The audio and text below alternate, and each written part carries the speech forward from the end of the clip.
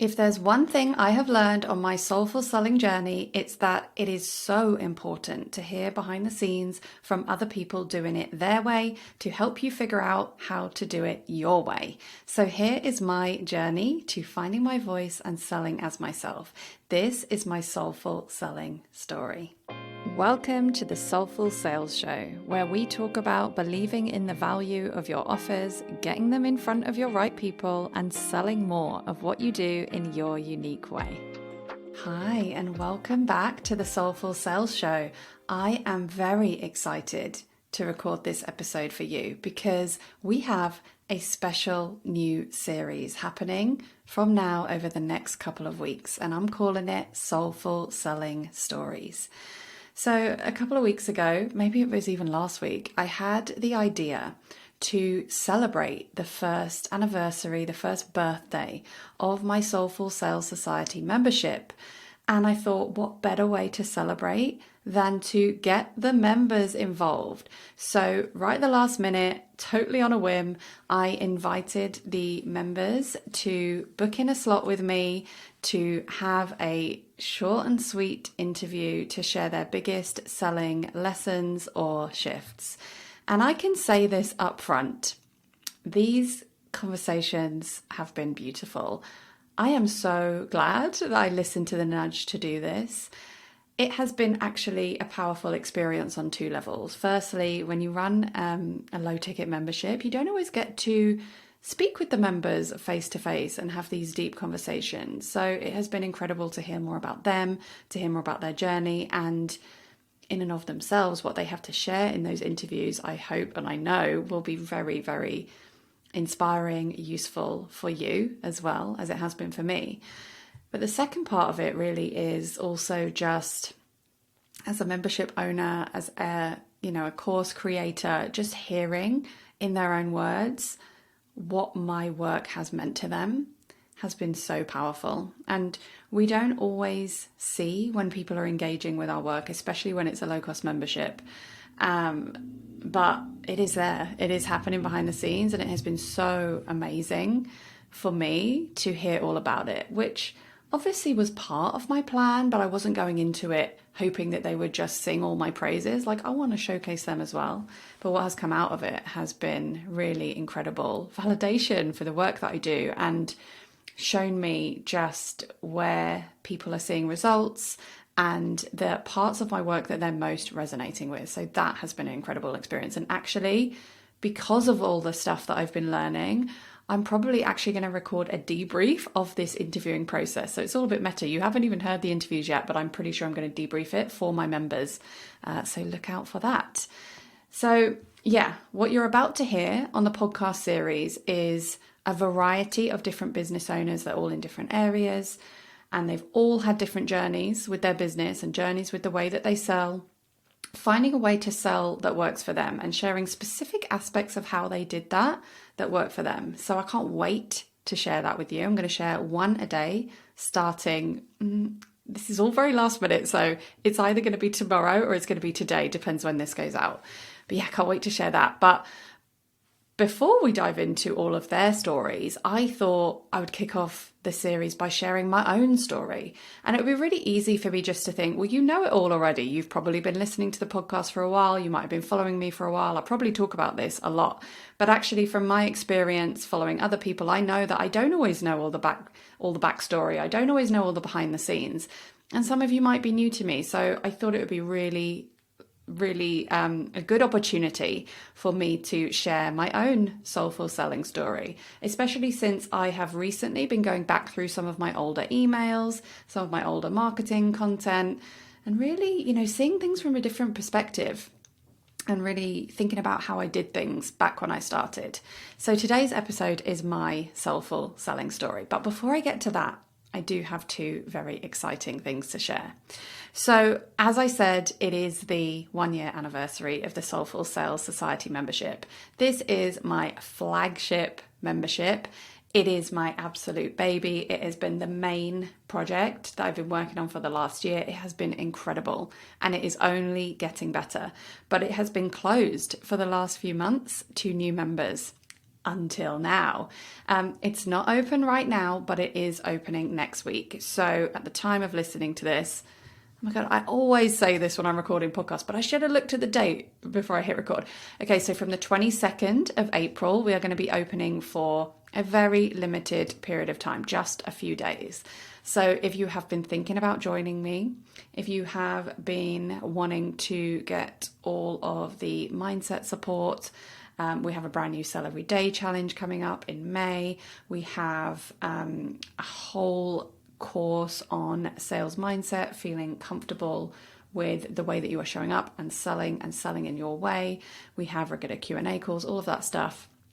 Then now is definitely the time to join. I am going to share more about that in due course, but I wanted to give you a heads up. It's going to be opening on Monday, the 22nd. So that's the first thing I wanted to let you know. The second thing that I have to let you know, which is actually really exciting, is that I haven't really been focusing on longer term one-to-one clients for a while now. I haven't had a longer term coaching package whatsoever. And I'm really excited to announce that I'm now available for 3 months or more of one-to-one coaching. The price is proportionately lower, more accessible than it has been. So if you resonate with my philosophy, if you like the way I work, if you want support to show up and sell more of what you do in a way that supports all of you unapologetically, then the one-to-one coaching is where you will get the deepest support. I will support you with the strategy, figuring out how best to sell, structure your offers in a way that works for you, but we'll also be diving deep into self-belief, really trusting in your unique magic, really practicing self-compassion so that you can take brave action in the direction of your dreams and what is right for you. So there is a brand new lower priced 3-month one-to-one package, or if you don't want like such a focused time of support, or maybe the pricing doesn't work out for you for the 3-month package, I also have a brand new quarterly package. So the coaching is super accessible and I'm really excited to support more people in 2024. I have very limited spaces for April and May, so head to my website. I haven't updated it at the time of recording, but it's going to be on there very, very soon. And if you want to chat, just send me a DM. And all my coaching, by the way, is totally asynchronous. We coach via voice notes, text messages on Voxer or Telegram. You can choose. If you've never experienced this type of coaching before, then I encourage you just to send me a message and we can chat through one of those platforms. It is really transformative. I've been coaching my clients this way for a couple of years now. It's really beneficial for going deeper on a lot of the stuff because you don't have to, think of everything you want to say in the call, but we will continue the conversation. We will dig deep into what is going on. Really, really supportive of making lasting progress. So yeah, I'm excited to work with more people this way. Okay, so they are my 2 announcements. Now on to my Soulful Selling Story. Now, what I really should have done, if I had been more organized, and if I wasn't just doing this on a whim at the last minute, I should have gotten someone on to interview me, because obviously I have been interviewing the people who are coming on after this. But since this is so last minute, hey, we've got AI, right? So I've asked ChatGPT to come up with the questions. I pasted in a transcript of me talking about my journey and asked ChatGPT to give me some good questions for my Soulful Selling Story. So here we go. The first question is, what was the turning point? What was the moment or experience that made me realize I needed to embrace my true self rather than conforming to traditional sales and visibility expectations? So a lot of you may have heard me tell this story before, but I started my first business when I was 21 years old. I was really not full of confidence in myself. I was very scared. It was a whole new world that I had discovered by accident just because I couldn't get a job. And I just Googled basically ways to make money from editing, proofreading, freelance writing, because I felt like those were the skills that maybe I could utilize online. And I did that semi-happily. Like, I earned the money that I needed to earn, but I had no confidence to charge what I wanted to charge. I didn't have the confidence to, make choices about who I really wanted to work with and stuff like that. Obviously, I did get a bit better at like charging the right rates and working with the right people, but it never felt totally aligned. It always felt like I was starting on the back foot because I fell into it by accident, didn't really know what I was doing, and then I was just sort of like clawing my way out and trying to figure out a way to make it fit around who I was versus the other way around. And actually, I didn't even really know that I was allowed to fit my business around who I was for many years. The turning point came when I had my son. I had already, before having him, been thinking about making a big change in my business and getting more visible as myself, and supporting other business owners to do the same. I'd really been on a journey with that myself in the years before. But when I had my son, it was the catalyst to actually finally do it. Yeah, just going through that experience just made me feel like I had nothing to lose, and I went all in and I started showing my face on Instagram stories, something that I had been terrified to do before. And I really just started getting visible as myself and practicing using my voice. The next question is, how did you redefine visibility for yourself? What does quiet and imperfect visibility look like in your day-to-day business activities? How did you arrive at this definition, and why does it resonate with you more than traditional approaches? I mean, these ChatGPT questions are a little bit wordy, aren't they? But they're doing the job. So yeah, I had that turning point. I decided to get visible as myself. And I came up with this phrase, quiet visibility, at the time. I had been, getting to know myself better in the years prior to having my son, understanding my introversion, even just finding out that introversion was such a thing. I mean, back then I knew nothing about neurodivergence and any of that stuff, but I did know, based on the introvert stuff, that, I didn't necessarily fit in with doing things the way that other people might have taught, or the way that I might have seen other people doing it. So I told myself that it was okay to be quietly visible. And what quiet visibility meant to me was listening to myself, I guess. Listening to myself and taking small steps. Like, I didn't have to go all in and do all of the things all at once, although I definitely took a bit of a leap at that point in my business where I just decided I was done with waiting. It also meant, reminding myself that it was okay not to be really loud, not to be really, I guess, what I would think of as traditionally charismatic, not to be naturally great at just speaking off the cuff, like it's okay for me to have notes if I went live, and just taking it one step at a time and just being honest as I was being visible, being honest, telling people how scared I was. And actually that honesty is what really built my first connections in this business, is what really helped people relate to me. It helped me relate to them. It was such an important part of it. And just turning up and saying, hey, I'm here and I'm scared, made it actually so much easier for me to show up, because it was like I was dropping any sense of having to put on an act and pretend that I was confident, and just being like, no, I'm not confident. I'm doing it afraid, and that's okay. And I wasn't selling at that time. It was just really an experimentation with sharing my work, growing my audience. But absolutely that translated to selling once I had some actual stuff to sell in this business. So the third question is, what were the biggest challenges you faced in this transformation? Absolutely terrified, as I've said. And how that manifested was sometimes literal anxiety. I have to be very, especially, I guess still now when I'm stretching myself, but I have to be very, very careful to stretch to the right degree.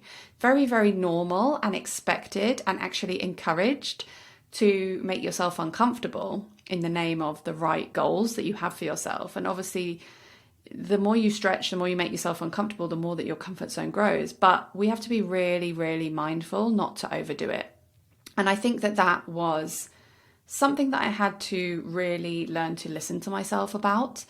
And another one of the challenges was just discerning between what my intuition was telling me about what I wanted to do and what was just pure fear, logic, presenting to me in a logical way. So what do I mean by that? I mean, like, when I started a podcast, that was my intuition saying that I've got a nudge. Like, I feel like I've got something to say, no matter how much I think that's wrong, because my logical brain was going, no, you don't have anything to say.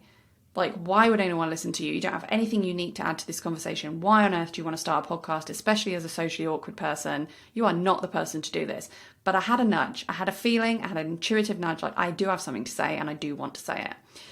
But when it came to actually putting this project into motion, you know, there were times, and this happens to me on the regular still with different projects and different launches and stuff like that. There were times when my brain was going, no, you should not be doing this, and here are all the logical reasons why. I have had this happen when I've been launching specific offers. My brain will be presenting information to me saying like, no, you've chosen the wrong audience for this offer. You've chosen the wrong way to launch this. You've chosen the wrong boundaries for how you're working with people in this offer, stuff like that.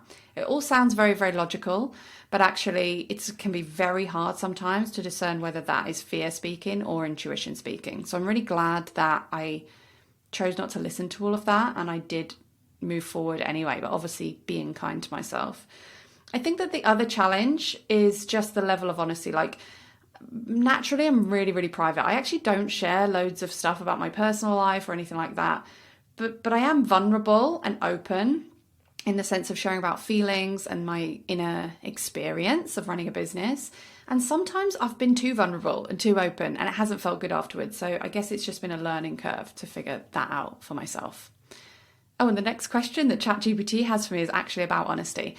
How has using honesty as your biggest selling point changed your relationship with your audience and effectiveness of your sales? The reason ChatGPT has described it as honesty as my biggest selling point is because that's what I input into the chat. So basically, recently I was going through a lot of my marketing emails from when I first started this business. And what I realized was that I was so honest. I was just really honest when I was scared. I was really honest when I was tired. I was really honest when I was overthinking things. And I could tell like it was the theme running through all of those emails. I was just honest about what was going on for me at that time. I wasn't trying to be perfect. I wasn't trying to pretend that I knew it all. I was just honest. Now, I would like to say that I'm still the same now, and I do think mostly I am.